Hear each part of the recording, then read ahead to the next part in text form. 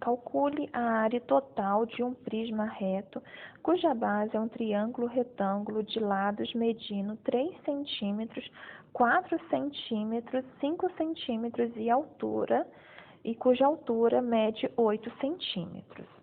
Então, eu fiz aqui esse prisma, né? Eu fiz o desenho dele para podermos entender. Estou colocando aqui a medida, né, dessas arestas da base. Então, a área total desse prisma são 2 áreas da base, mais 3 áreas, eu pus 3 áreas laterais porque são 3 áreas dos retângulos que nós temos aí, tá bom?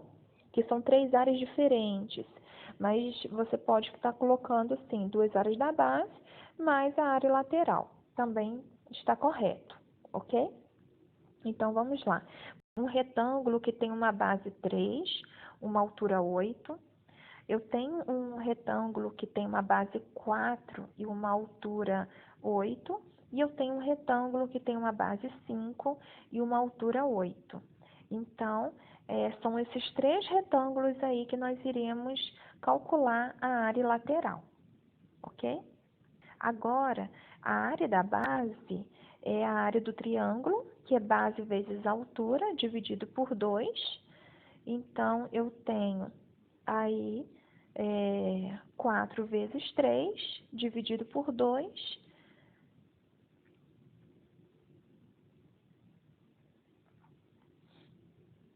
que é igual a 6 centímetros. Agora, esses 6 centímetros nós iremos guardá-lo, vai ficar aí, e nós iremos utilizá-lo daqui a pouquinho. Agora, nós temos aí a área lateral. Eu vou fazer já o cálculo de toda a área lateral, que será do retângulo, base vezes altura, todos eles são base vezes altura, né? A área do triângulo, toda a área do triângulo é calculada dessa forma. Então, eu vou calcular a área lateral 3 vezes 8. Eu coloquei a área do retângulo, né? Isso aí representa a área do retângulo. Então,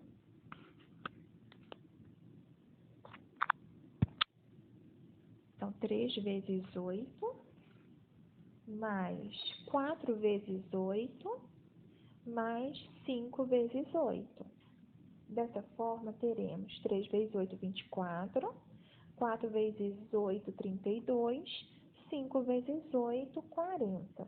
Somando tudo, 96 centímetros quadrado. Essa é só a área lateral, né? Esses 96 centímetros ao quadrado. Ainda faltam 2 áreas da base. A área da base é 6 centímetros quadrados. Então, são 2 áreas de 2 bases, né? Então, será 12 mais 96. O total, a área total, será 108 centímetros quadrados. Essa é a área total desse piso.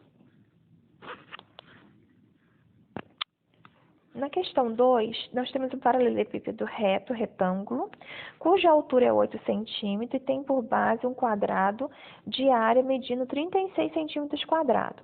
Qual é a medida de sua diagonal?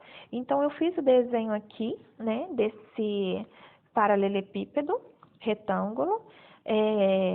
Ele tem essa área da base aí, medindo 36 centímetros quadrados. Se ele tem essa área da base, medindo 36 centímetros quadrados, ele é um quadrado, a base dele é quadrada, a área do quadrado é lado ao quadrado.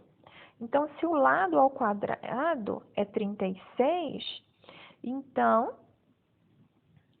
eu tenho que o lado é a raiz de 36, que será 6 centímetros de lateral aí desse quadrado, né? E nós iremos utilizar agora, eu vou traçar aí dentro, não sei se vai ficar perceptível para você visualizar a diagonal desse, né? Aqui, ó, qual é a medida de sua diagonal.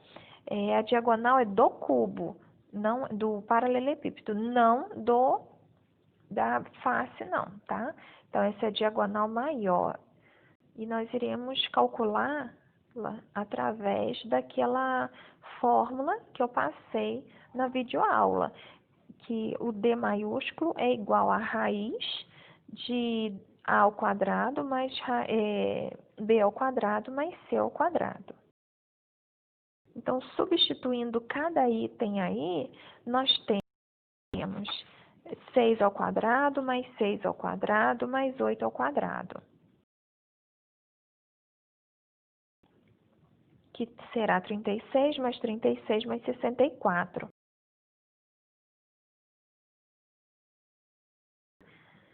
Somando tudo, nós teremos raiz de 136. 136, nós não temos uma raiz exata, nós podemos deixar a resposta através de raiz, mas, porém, nós vamos fatorá-la. 36, né? 136, por 2, 68, por 2, 4, por 2, 17. Então, a resposta ficará 2 raiz de 34.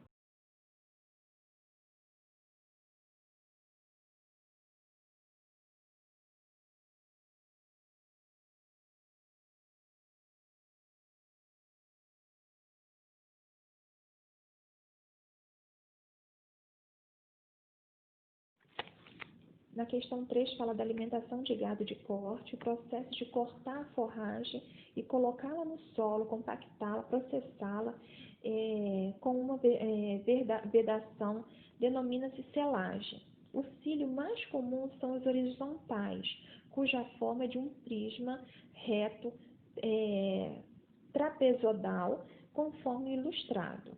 Temos a legenda aí.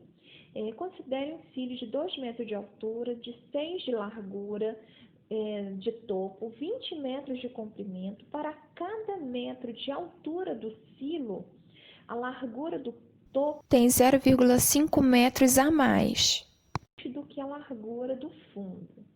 Após a silagem, 1 tonelada de forragem ocupa 2 metros cúbicos desse tipo de silo. Após a silagem, a quantidade máxima de forragem a cada 2 metros. Então, eu pus aqui, ó, o meu B é igual a 6 metros, que foi dado, menos 2 vezes o meio metro, porque tem 2 metros de altura aí. Então, aí eu encontrei o quê? Que esse B, né, que é a largura do fundo, é de 5 metros. Agora, para eu calcular o valor, né, do volume dele, eu preciso da área da base, por isso que eu inverti esse prisma para ficar mais fácil da gente visualizar, porque eu preciso desse trapézio aí para calculá-lo, para depois calcular o volume. Então, a área da base dele é a área do trapézio. A área da base maior mais a base menor, vezes 2, que é 2 de altura desse trapézio, dividido por 2. Realizando essa continha aí, né, 6 mais 5, 11, e eu consigo fazer, né, já a simplificação pelo 2 aí. Então, a área da base é de 11 metros quadrados, ok? Agora, eu já consigo fazer o volume. Eu tenho a área da base do prisma vezes a altura, eu consigo fazer 11 vezes 20, eu tenho 220 metros cúbicos. Porém, a silagem, ela aqui fala assim, que 1 tonelada ocupa 2 metros cúbicos. Então, se eu tenho 220 metros cúbicos, eu vou dividir por 2 metros cúbicos, que é o que cabe, né? 1 tonelada a cada 2 metros cúbicos. Aí eu descubro em toneladas. Então, dividindo isso aí por 2, eu tenho 110. Então, cabe nesse silo aí 110 toneladas. Nós temos aqui outra questão do Enem, Conforme o regulamento da Agência Nacional de Aviação Civil, ANAC, o passageiro que embarcar num voo doméstico poderá transportar a bagagem de mão, contudo soma as dimensões da bagagem, altura, comprimento e largura. Não pode ultrapassar a 115 centímetros. Na figura mostra a planificação de uma caixa que tem a forma do paralelepípedo retângulo. O maior valor possível de x em centímetro para que a caixa permaneça dentro dos padrões permitidos pela ANAC é. Então, vamos lá. A gente vai observar que esse 24, ele encaixa nesses itens aqui. Então, esse 90 centímetros, ele tem dentro dele 24 em cima e 24 embaixo. Então, somando aí, o que vai faltar para 90 é 42. Essa parte do meio é 42 centímetros. Né? Então, vamos fazer a soma. Se eu tenho 42 centímetros mais 24 centímetros mais esse x aí, igual a 115, então a gente vai descobrir o tamanho máximo, né? 66 eu vou passar para o outro lado, 115 menos 66, 49 centímetros. Ele não pode passar de 49 centímetros, ok? A letra E, alternativa correta.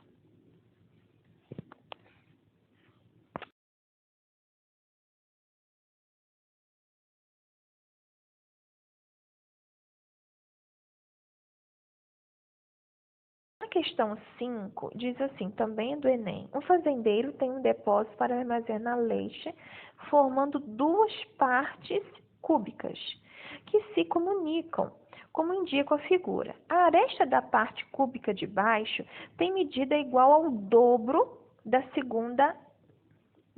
medida da aresta da parte cúbica acima. A torneira utilizada para encher o depósito tem vazão constante. Levou 8 minutos para encher metade da parte de baixo. Quantos minutos essa torneira levará para encher completamente o restante do depósito? Então, nós vamos observar aí que o depósito, eles se interligam. A parte de baixo demorou 8 minutos. Então, se é constante, não tem uma vazão maior ou menor, então ele gastará 8 minutos também na segunda parte dessa parte de baixo aí, ok? 8 minutos e 8 minutos.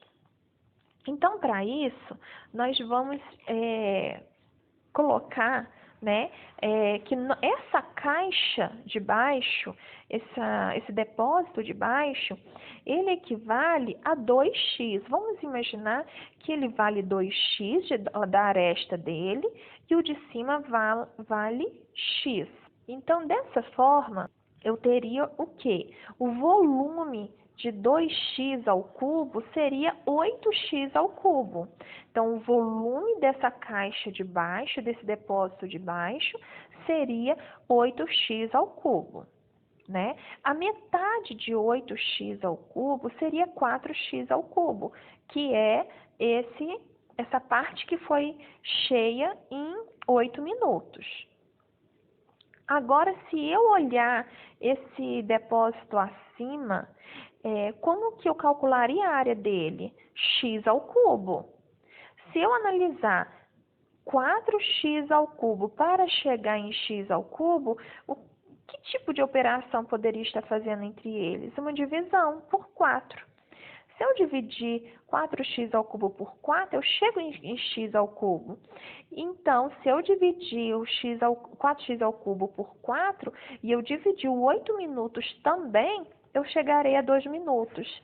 Então, a caixa de cima, ela levará 2 minutos e a segunda parte da de baixo, 8 minutos. Então, teremos 8 mais 2, 10. Gastará para encher totalmente esse depósito 10 minutos. É a letra B, de bola. Na questão 6, também é do Enem. É uma questão que fala que em uma confeitaria um cliente comprou um cupcake, um bolo pequeno, em formato de um tronco de cone irregular, mais uma cobertura.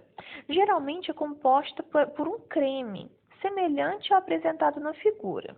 Ele tem 4 centímetros na base, né?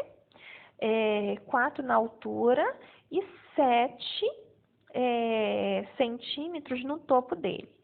Como o bolinho não seria consumido no estabelecimento, verificou-se que as caixas disponíveis para embalar o doce eram todas em formatos de blocos retangulares, cujas as medidas estão separadas no quadro. Então, não é uma questão de cálculo propriamente dito, mas sim de raciocínio. Se a base dele lá embaixo gasta 4 centímetros, ele vai gastar não só 4, ele irá gastar mais do que isso. Ele vai gastar a mesma parte de cima, 7 centímetros. Então, no mínimo, teria que ter 7 de largura por 9 de altura. Então, vamos lá. A primeira, o comprimento dele de 8,5 centímetros, vai passar 1,5 centímetros.